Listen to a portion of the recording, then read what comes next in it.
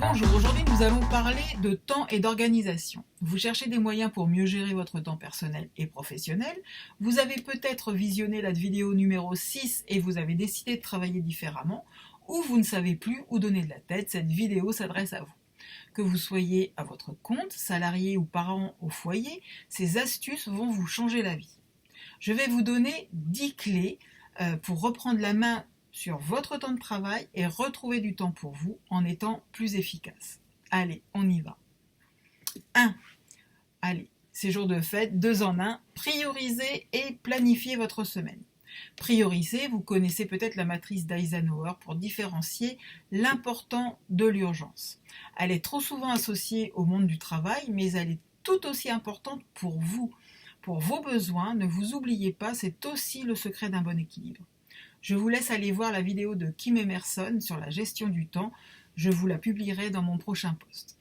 Planifier. Vous avez parfois l'impression de perdre une demi-heure pour cette planification, mais cette demi-heure va vous faire gagner un temps précieux. Les premières fois, on tâtonne, puis au fur et à mesure, on trouve évidemment notre vitesse de croisière.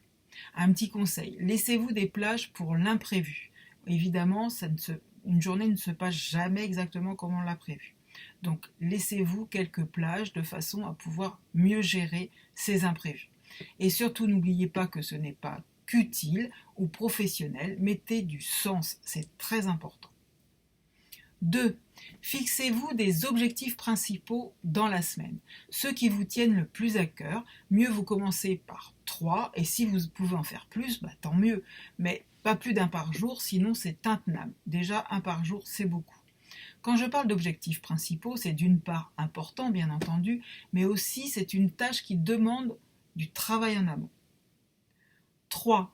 N'essayez pas de contrôler l'incontrôlable. Acceptez de modifier ce que vous pouvez. J'en ai déjà parlé dans ma vidéo, le changement de demain et l'acceptation.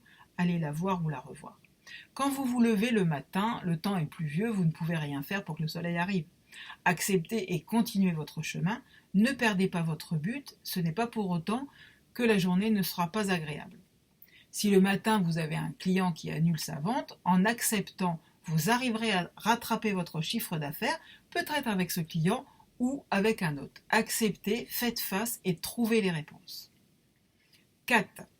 Faites toujours face aux problèmes. Ne jamais faire le mort. Je sais que parfois ce n'est pas simple. En effet, ce n'est pas fun les problèmes, mais ça fait partie du jeu. En ne répondant pas, non seulement vous mettrez votre interlocuteur en colère, et vous ne vous en porterez pas bien, votre énergie va baisser et la peur va monter. Si vous n'avez pas de réponse immédiate, il n'est pas interdit de dire que vous cherchez des solutions et que vous le tiendrez informé. Une astuce, si vous voulez, pour mieux travailler et prendre possession de votre temps, vous pouvez faire un message sur votre portable. Je suis indisponible pour tout appel urgent. Merci de me contacter par mail sur, karine@orange.fr. Attention, ça ne vous dispense pas de répondre. Mais c'est vous qui dirigerez votre emploi du temps, vous traiterez votre mail dans le temps imparti de votre planification, vous répondrez par messagerie ou par téléphone si nécessaire. Pour les entrepreneurs en difficulté, concernant les huissiers, toujours demander quel délai ils peuvent vous accorder pour attendre votre réponse. Vous pouvez aussi négocier des plans de règlement avec eux et parfois, si vous n'êtes pas d'accord, vous pouvez faire opposition au tribunal. 5. Prendre du recul. Arrêtez de croire que travailler de 8h à 22h changera les choses et que vous en ferez plus. C'est faux. Vous ne ferez que vous épuiser moralement. Il est impossible de rester concentré tout ce temps. Prendre du recul accroît les bonnes décisions. Ce qu'on appelle le nez dans le guidon, évidemment, vous pénalise. Vous avez besoin de décompression. Ne vous laissez pas emporter par les problèmes et votre travail. On en revient à la planification. Savez-vous que dans les pays nordiques, rester après l'heure est mal vu? Pour eux, ça veut dire que vous avez mal travaillé dans la journée et que vous ne prenez pas soin de vous et de votre famille. 6. Trouvez des méthodes de travail qui vous conviennent. Par exemple, la méthode Pomodoro. Le but est de se définir un temps avec une deadline pour faire un travail sans aucun facteur qui vient vous troubler et puis vous faites une pause. Pour ma part, l'idéal c'est 50-55 minutes et ensuite 5 à 8 minutes de pause. Évidemment, tout dépend de la tâche à faire, mais si je sais que c'est un travail qui me demande plus de temps, après ma pause, je continue. Ou je recommence, enfin bon, comme vous voulez. Quand je parle d'aucun polluant, ce n'est personne, mari, enfant, collègue, qui me dérange, pas de téléphone non plus, pas de mail non plus. Ce temps est consacré à cette tâche uniquement et croyez-moi, vous verrez que vous le ferez plus rapidement que vous l'auriez pensé. 7. Revenons au mail. Ne vous laissez pas diriger par le temps des autres. En aucun cas, l'autre personne attend la réponse dans la minute, croyez-moi.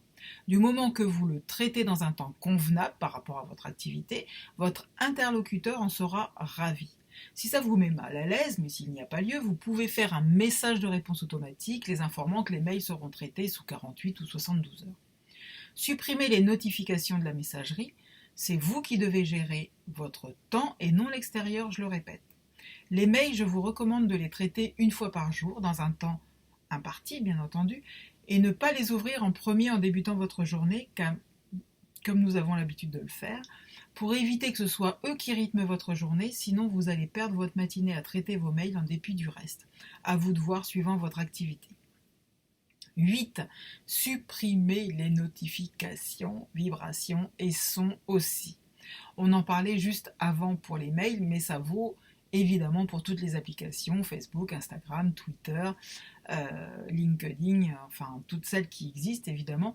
C'est vous qui devez décider d'aller sur les réseaux et non l'inverse. Même si vous les utilisez pour le travail, on revient encore à la planification. Elle sert aussi pour répondre à vos messages et aux rendez-vous. 9. Toujours chercher à s'intéresser à la solution de vos problèmes. Personne ne connaît mieux vos problèmes que vous.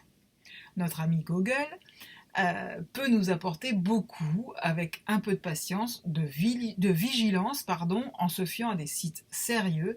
Cela ne vous empêche pas évidemment de consulter des spécialistes, bien au contraire, mais vous arrivez avec des arguments et vous savez de quoi il en retourne. Ne faites pas confiance aveuglément, j'ai pour habitude de dire qu'il y a des bons et des mauvais, même chez les experts. 10. Ne soyez pas dur avec vous-même, parlez-vous comme si vous étiez votre meilleur ami. Néanmoins, donnez-vous les moyens de mettre en œuvre l'existence que vous avez envie. Quand votre meilleur ami doit passer un concours ou passer un entretien, vous le motivez, vous l'encouragez. S'il échoue, vous le consolez. Mais s'il pleure son échec 15 jours après, vous allez lui remonter les bretelles. Agissez de même avec vous. On réagit trop souvent à la pression sociale et non conformément à nos propres valeurs fondamentales.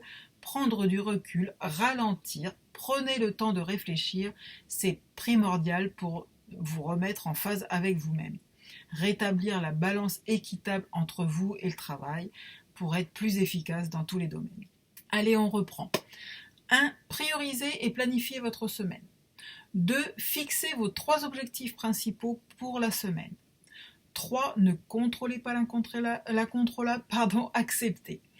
4. Faites toujours face aux problèmes.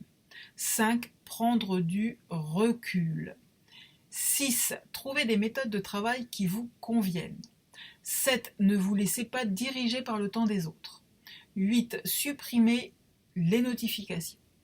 9. Intéressez-vous à la solution de vos problèmes.